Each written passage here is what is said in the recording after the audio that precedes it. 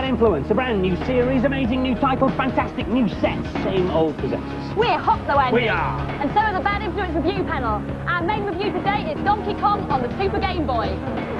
No more typing. Finish him! We also get to grip with the long-awaited for Mortal Kombat 2. And I've come to Laguna Beach in California to meet the creator of the most exciting video game this year, Earthworm Jim. Hello, slimy turtlers, and welcome to my new show, my new home in the basement, and my new job as Chief Techie Turtler to the stars. And you'll be excited to know you can now join the Namrood fan club. Just send a postal order for £57 to Namrood, Turtler to the stars, the basement, Bad Influence. And by return of post, you'll get a Turtling anorak, a signed photo of me, and a copy of the Namrood CD-ROM. So, while I'm waiting for all the letters to come pouring in, here's a cheat to be getting on with. It's for skitching on the Mega Drive. On the warning screen, press B-A down A and start twice. Then, on the password screen, enter Liberty, and you'll start racing in New York. Hey! Oh, my first fan letter. Dear Nam, you are sad and pathetic, and I wouldn't join your fan club even if you paid me. Love, Mum. You put me down for life membership. Right, we start the new series with a major breakthrough in games technology. You can now play Tetris in colour. It's all to do with this new bit of kit here. It's called the Super Game Boy, which allows you to play your Game Boy games through the SNES. Dead simple to use. Take your cartridge out, pop the new cartridge in here, slot the whole thing into the SNES, and then the Super Game Boy expands the game to fit your TV and gives it colour as well. How do you make a black and white game into colour? Well, if you look very carefully at your Game Boy games, you'll see that they're not actually black and white. They're 4 different shades of grey, and what the Super Game Boy does is allocate a different colour for each of those particular shades. And it's interesting to see how they come out. You've seen Tetris. This is Super Mario Land. This is Goal. This is Zelda, which is a bit green. And this is Kirby's Pinball Land, which I think looks quite funky, actually. But what if you don't like the colours that the computer selects for you? Well, you can change them. If you just press left and right together on the controller, you can get to this colour palette down the bottom of the screen, and there are lots of different selections that you can have. Each of these 8 selections has 4 palettes, and the 4 palettes have 4 colour options, so there are 32 different options. You can also doodle on it as well if you like, because there's a little paint package here over the side. So by selecting a crayon and a colour, you can draw all around the edge of your game. All very impressive, but is it worth 50 quid? Well, our games panel certainly thought so, but personally, if I had 50 quid to spare, I think I'd spend it on a new game for my SNES. On the other hand, there are quite a few excellent Game Boy games around, and it's great to be able to see them properly. Some Game Boy games are being written specifically with the Super Game Boy in mind, and this is one of the first, Donkey Kong. Donkey Kong is the original video game veteran, having first appeared in the arcades in 1981. In the 1994 version of this puzzly platformer, Mario has to rescue the helpless Pauline, whoever she is, and the game has a massive 104 levels. Not bad for a 25 quid game, but is it as fun to play as the original? Here's Alex. This is a smart puzzle game. The first 4 levels are a bit dull. Once you get through them, things improve dramatically. I'm into the main body of the game now, and this is where the puzzles get a lot more exciting. You can do a really snazzy move on this washing line. If you press up, you spin round and round, and then I can get onto the level above. There's loads of things to do, loads of bonuses to collect. The thing I'm going for is that key. Oh, I missed it. You can pick up the bin. Kill the pigs, that's loads of fun. This is a bonus level, which really varies the gameplay. This is a fruit machine. What you've got to do is stop the wheels and get the same symbols, and then you win extra lives. I've got nothing. Oh, 1 up. This is a star game, and it looks even better on the Super Game Boy. I'm hooked.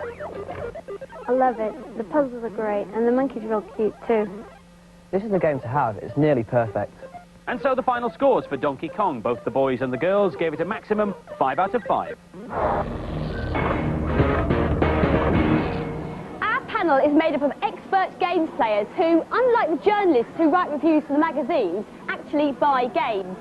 Now, the mark given by the panel mainly reflects one aspect of the game, and that's playability, or, if you like, the fun factor.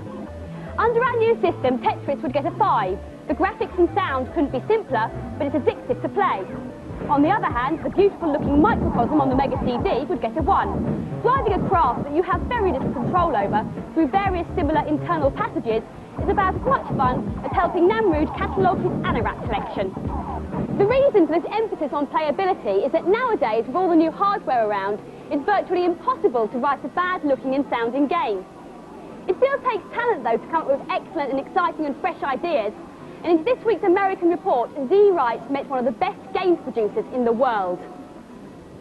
I've come to Southern California on an important mission to track down the famous games producer, David Perry. He's British. He programmed 2 major hits of the last 2 years, Cool Spot and Aladdin. And he set up his new company, Shiny Entertainment, right here in Laguna Beach. And this is Shiny's first game, Earthworm Jim. Jim is not like other superheroes. He's an earthworm. And this is Dave Perry. He's not like other games programmers. He's very tall. Look, man, California rule number 1. Goodness. You don't wear your new training shoes on the beach. And I was only walking that close to the water because the director told me to. When Dave was at Virgin, he invented a new programming technique called Digicel. It's Digicel that gives the characters in Aladdin their famously fluid feel. Earthworm Jim takes the technique one stage further with a process called Animotion. Basically, Animotion, instead of drawing our graphics just using the computer, we've gone back to the old-fashioned way of drawing everything by hand, so we use real animators. It seems such a good idea to get Dave to explain Animotion on the basketball court. Only problem is, how do you get them to stop playing? As Dave attempted to explain, Animotion means you never have to type numbers into the computer again. All the drawings can be done by hand, the old-fashioned way, on transparent cells. The cells can then be digitized into the computer. The original story for Earthworm Jim was drawn as a cartoon comic strip. It tells how Jim was quietly doing earthwormy things when a cybernetic spacesuit fell on top of him, and he couldn't get it off. The suit controls him and forces him to play the role of superhero. Now he's stuck with saving the planet from weird and wonderful baddies, including his arch-rival, Cyclone. The good thing about being an earthworm is the earthworm, you can actually use the head as an extra arm, which lets you fire in all directions while traveling. This level's called Snot Problem. The reason is you're finding a guy called Major Mucus over a big pool of snot. The object of it is to actually push him into the walls and rip the slime off him. The other thing is we have this drippy creature at the bottom, which is trying to bite you in half. There we go. Okay, then Earthworm Jim heads underwater. He goes down the tube. We have things like these large cats protecting the tubes. You have to, the only way to avoid them is to jump up, lift your bottom out of the way, and go back down again. They're a bit stupid, you see. You But can't shoot them? they're also very tough, so if they get a hold of you, Ooh, you beat that the hurts. daylights out of them. The puzzle is very simple. You see this little creature and you think, I wonder how you get past this, and try whipping it and shooting it, and you beat you senseless. All you need to do is go and get yourself a hamster out of the hole, and jump on its back, and then bite the creatures. Earthworm Jim is going to take over the world next year. As well as a range of figures and toys, he'll have his own cartoon TV series. Oh, and of course, next year's big game, Earthworm Jim 2. Great looking game, exclamation mark. Go to sleep. The first word processor that you can talk to. It's taken 20 years to develop, and it's called Dragon Dictate. It's pretty impressive. It can recognize up to 60,000 words, and once you've spent several hours training it to recognize your voice, it can do some pretty impressive stuff. When I want the microphone to switch on and off, I have to keep saying, wake up and go to sleep. This is so that the computer doesn't get confused between when I'm talking to it and when I'm talking to you. So here we go. Wake up. Dear Violet, comma, new paragraph. How are you? Question mark. Go to sleep. Well, so far so good, but as you know, there are words in the English language which sound the same, but mean completely different things and are spelt differently. Let's see if the computer can cope with that. Wake up. It's not a knot. Go to sleep. See, the computer knew that in the context of that sentence, the second knot should be spelt K-N-O-T. So I'm ready. I've spent hours talking to it. It's learned my voice. I reckon I'm ready for anything. You said it, Andy, so stand by for the ultimate challenge. Meet Justine, the fastest office angel in the north. And I'm going to give you each a bit of text, and neither of you have seen it before. And it's the first to finish the text. So, wake up. On your marks, get set. New paragraph. So Justine is off to a flyer. World's Andy plodding behind a bit. fastest Mind you, Justine typist is 90 words a minute. achieve I don't think Andy's doing quite that. 100 10 words a minute, maybe? and Who knows? 76 Come on, words Andy. Finish. Oh, and that of is it, which means April prize for Justine. Congratulations. 59 And Andy. at Dixon. Still waiting for all the fan letters to come streaming in. Well, while we're waiting, here's another cheat. It lets you skip levels on Zool 2 on the Amiga. On the intro screen, type in Bumblebee, B-L-E-B-E, and the screen flashes like that so you know that it's worked. Then when you start the game, you can jump from level to level by pressing return. There's all sorts of ways to contact the Namrood fan club. Snail mail, electronic mail, and of course, carry a hedgehog. Thank you, Spiky.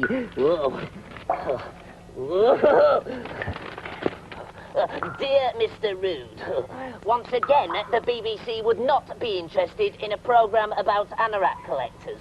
Please do not write to us again. The computer game season was officially pronounced open this week, with not only the return of your favourite TV show, but also the most important computer games event of the year, the European Computer Trade Show. Anyone who was anyone was there, and so was Violet, who found herself strangely drawn to the hardware. Philips have relaunched the CDI with a new lighter box, a cheaper price, and a funny-looking controller. Like the 3DO, they're still concentrating on a range of different CDs. At the moment, they're particularly concentrating on games, with the excellent-looking Burnside coming out at the end of October. Hitting the shops at last is the 3DO, as well as games that play audio CDs, photo CDs, and with an attachment that will come out later, video CDs. At around 400 quid, it's not cheap, but it does come with a game, Total Eclipse. This is the PlayStation, well, the next generation of super consoles. The Japanese are going to get it in December, but we're going to have to wait until the end of 1995. There aren't any games developed for it at the moment, and programmers are going round and round in circles trying to get some ready. Some say home virtual reality is going to be the next big thing. There are quite a few different headsets coming out in the near future. This one, the snappily titled VFX1, costs a whopping 650 quid. Mind you, you can plug it into the PC and play top PC games like Inferno. As 16-bit computers like the Amiga and the Atari ST fade away, the PC goes from strength to strength. This monster is the absolute latest PC. It's called the Pentium, and this game, Magic Carpet, is one of the first games specifically designed to run on it. It's amazing. The last word from this show is emulator. That's a nifty bit of kit that makes one machine act like another. Now this PC has already got a 3DO emulator slotted into it, which means you can go straight from the boring stuff to playing Road Rash. You never know who you're going to come across at shows. This is a games mag from the Czech Republic. So does that mean you get bad influence from the Czech Republic? Yeah, I think bad influence is so popular, so our magazine is calibrated. Brilliant. Who's your favourite? Is it Andy? No. Is it me? I think no. Who is it then? This guy. Oh no! I think Namrood is an international superstar. Well, in the Czech Republic anyway.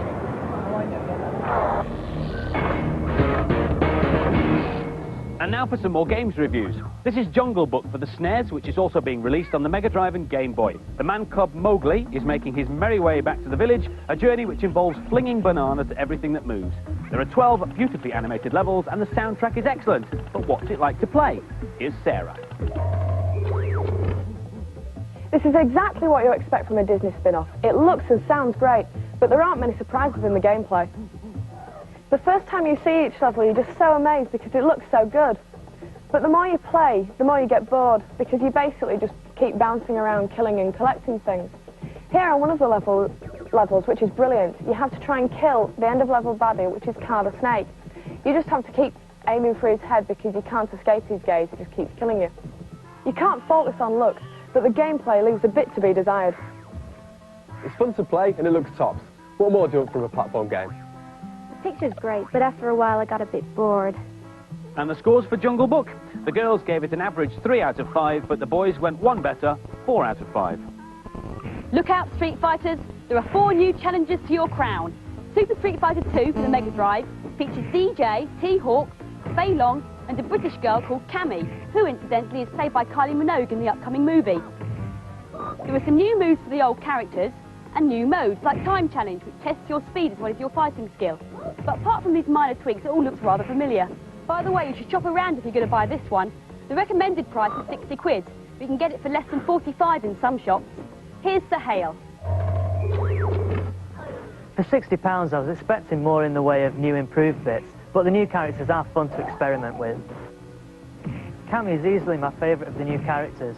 She's really agile and she's got some brilliant moves. There, a cannon drill. The animation in this game is absolutely brilliant, but the speech isn't up to much. Most of the attention's gone on Cammy. It's a shame the other characters aren't as good as her. This is Thunderhawk. He's huge and really slow. He's quite difficult to control. He plays a bit like Zangief. You've got to give this 4 for playability because it's such a classic game, but it's not worth getting if you've got the original. A great game. It's one you'll keep coming back to. The new characters are pretty similar to the old ones. And the scores for Super Street Fighter 2, the girls gave it an above average but less than perfect 4 out of 5, and so did the boys. That's not good. Hello, slimy furtlers. I think all my fan letters must be being wrongly delivered to my assistants Andy and Violet. If I can just get this lift to work, I'll be able to go and collect them.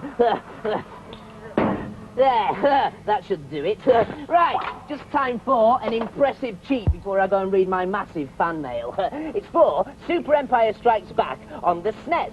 On the start game screen, enter XBBYXAAX, and you'll be able to access all the special force powers by starting the game, pressing select, and choosing with L and R. There you go. Elevation! Wahey! And talking of elevation, time for me to go upstairs. Right, some reading, I think. 3rd floor. Hey!